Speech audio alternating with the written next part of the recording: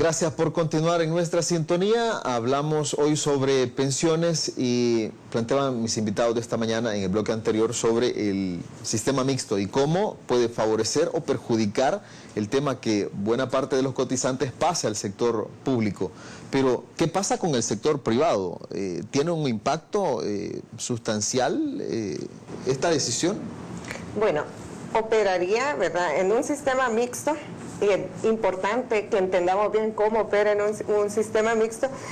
Hay dos pilares, es decir, hay uno de reparto, que es como el anterior sistema de aquí, que todo va a un fondo común, y ahí se cotiza y se pagan las pensiones, y hay otro de capitalización individual, como que el que tenemos actualmente. Entonces, por obligación, ¿verdad?, los cotizantes deben de cotizar a ambos sistemas.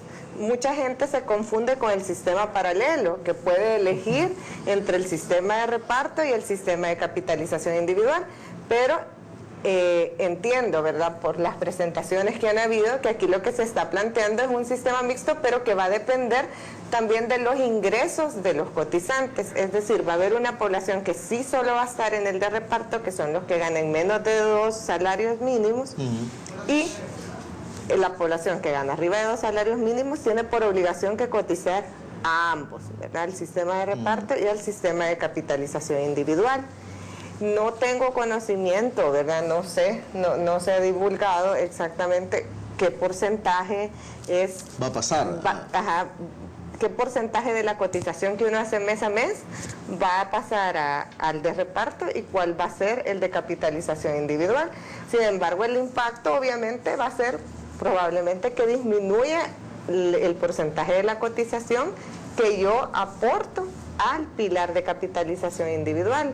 Entonces, van a disminuir esos fondos de pensiones, ¿verdad?, que yo voy a tener en mi cuenta individual de ahorro, con la garantía, eso sí, ¿verdad?, que voy a tener asegurada una pensión mínima siempre y cuando yo cumpla con los 25 años de cotización. Y siempre y cuando el gobierno tenga disponibilidad y siempre y cuando haya dinero.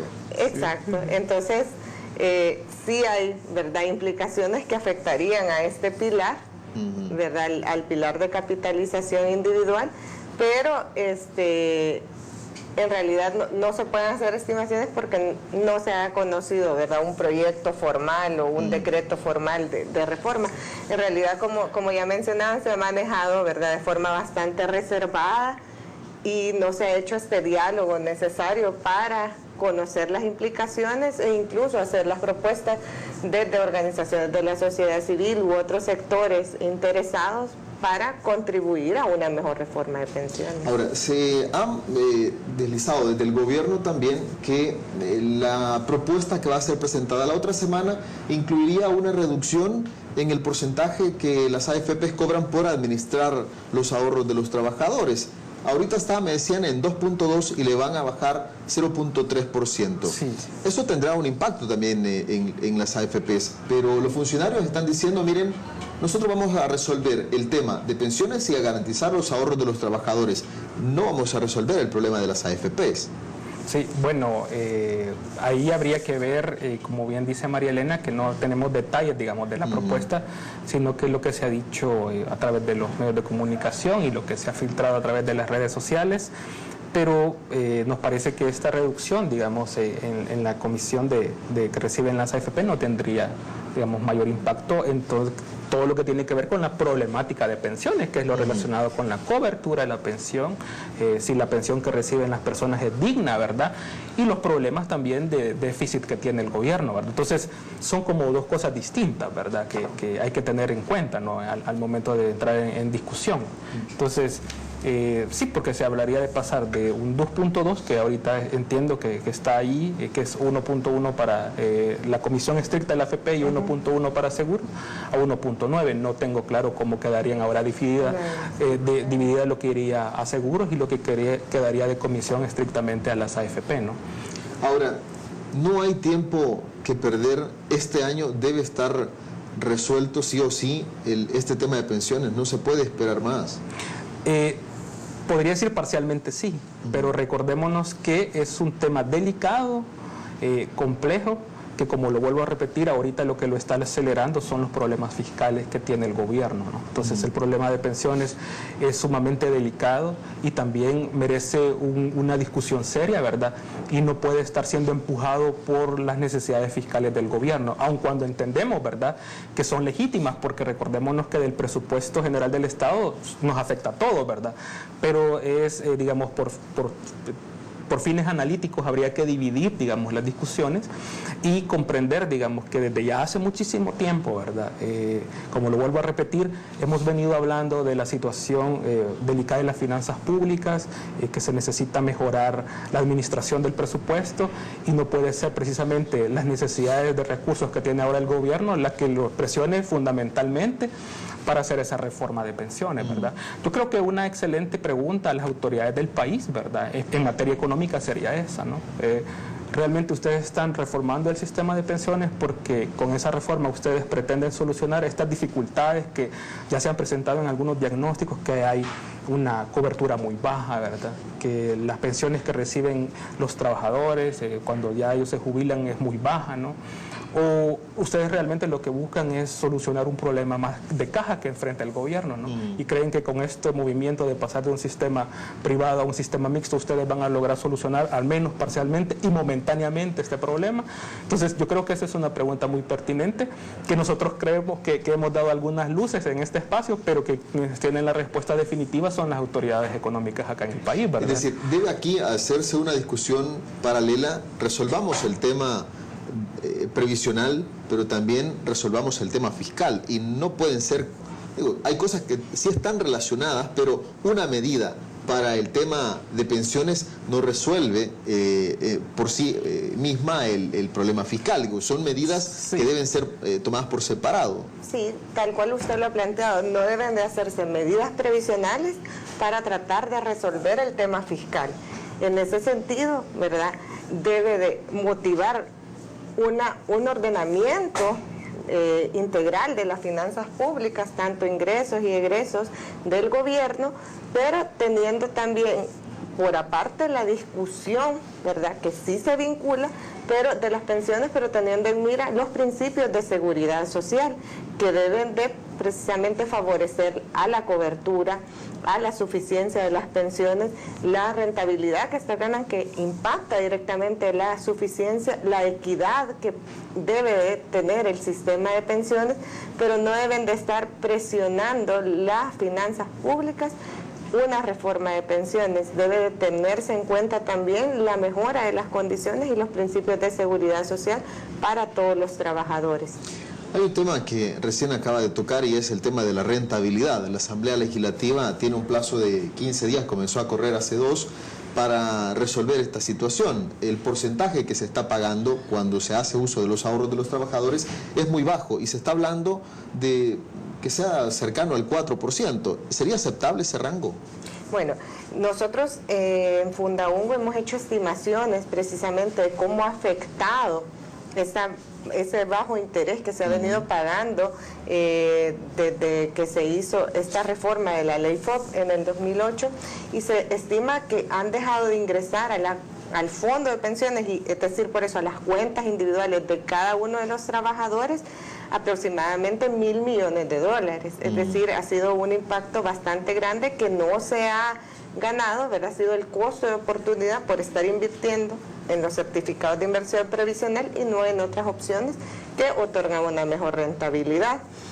Sin embargo, la propuesta que se hace desde Fundaungo es que se considere, sí, aumentar esta tasa de interés, pero que se haga de una forma gradual, que no se, porque tenemos que también tener en cuenta que muy posiblemente una subida abrupta, ¿verdad?, puede poner en grave crisis aún más las finanzas públicas, ¿verdad? No digo que solo las pensiones estén presionando, pero puede agudizar esta situación. Por lo tanto, nuestra propuesta era que se contemplara, ¿verdad?, un aumento gradual de 1 punto porcentual año con año, que permitiera también ir ordenando, ¿verdad?, las finanzas públicas y generando el disponible para hacer el pago necesario para estos certificados de inversión. Sin embargo, a pesar que se aumente la tasa de interés, la cartera siempre va a estar concentrada más del 50%, casi el 60%, es decir, 60 centavos de cada dólar que está en su cuenta, siempre van a estar en un solo tipo de título. Y ya ese hecho hace que sea una cartera más riesgosa, es decir, porque depende de un solo tipo de instrumento, ¿verdad? Y un instrumento de deuda pública que presiona nuevamente las obligaciones que ya sabemos que tiene el Estado salvadoreño. Por lo tanto, se puede, ¿verdad?, solucionar el tema de la rentabilidad y el rendimiento que va a obtener nuestro ahorro, pero sigue siendo una cartera poco diversificada que tiene mayor riesgo que una cartera que tenga diferentes inversiones. Debe abrirse la oportunidad de inversiones, pero abrirse a inversiones que no generen, digamos, riesgo de que al final se vaya a perder. Sí. Por supuesto que sí, ¿verdad? En la medida de lo posible incluso se debería de haber la posibilidad de inversiones foráneas, ¿verdad? Bajo condiciones estrictas, digamos, donde podría tener un rol muy importante como regulador el Banco Central y la Superintendencia del Sistema Financiero, ¿verdad? Con estrecha vigilancia incluso de la Asamblea Legislativa. Ahora, ¿no?, mismo se han puesto una serie de salvaguardas precisamente para evitar eso, que se vayan a perder los ahorros. Pero precisamente eso ha hecho, ¿verdad?, a propósito de lo que expresaba María Elena, que una gran parte, digamos, de títulos estén concentrados en emisiones de deuda del gobierno, ¿verdad? Y no solamente los certificados de inversión previsional, sino que de entidades públicas también, ¿verdad? Que sabemos que cuando, digamos, hay problemas fiscales, también estas entidades públicas pueden verse afectadas, ¿verdad? Está el Fondo Social para la Vivienda, ¿verdad? Hay muchas entidades públicas. La DGT, los títulos que emite el Banco Central. Incluso las letras del Tesoro, ¿verdad? De las mismas arcas del Estado, se adquieren a través de los recursos que pagan los cotizantes, digamos, a las AFP. Entonces, habría que ver, digamos, y discutir esto con más mesura, pero lamentablemente vemos que la vorágine que también ha catapultado esto, también los partidos políticos, creo yo, los principales partidos políticos, no ha sido lo mejor, ¿verdad? Porque vemos una franca confrontación en torno al tema, tanto al partido oficial, ¿verdad?, el FMLN, como Arena, y no, digamos, invitando a una reflexión profunda sobre el tema, ¿verdad? Unos agotándose en las tácticas o maniobras que tienen las AFP y los otros destacando, digamos, estos traslados de fondos que van a haber de la cartera, digamos, de los fondos privados al gobierno por parte del sector privado. Entonces, creemos que no es esa la forma, ¿verdad? Primero tendría que haberse una discusión técnica, una discusión muy sincera y franca con los datos, y después reconocer, ¿verdad?, porque quienes van a tomar la decisión definitiva son los diputados y diputadas de la Asamblea Legislativa. Es una decisión política, pero que ya vaya con una gran cantidad de insumos e información importante, que sea más fácil, digamos, tomar y digerir esa discusión para la población en general, ¿no? Pero no se ha dado de esa forma, ¿no? Bueno, veremos cuál es el criterio y el tino de los diputados en esta discusión que, digo, debe ser consultada con diversos sectores para enriquecer la propuesta que vaya a presentar el gobierno.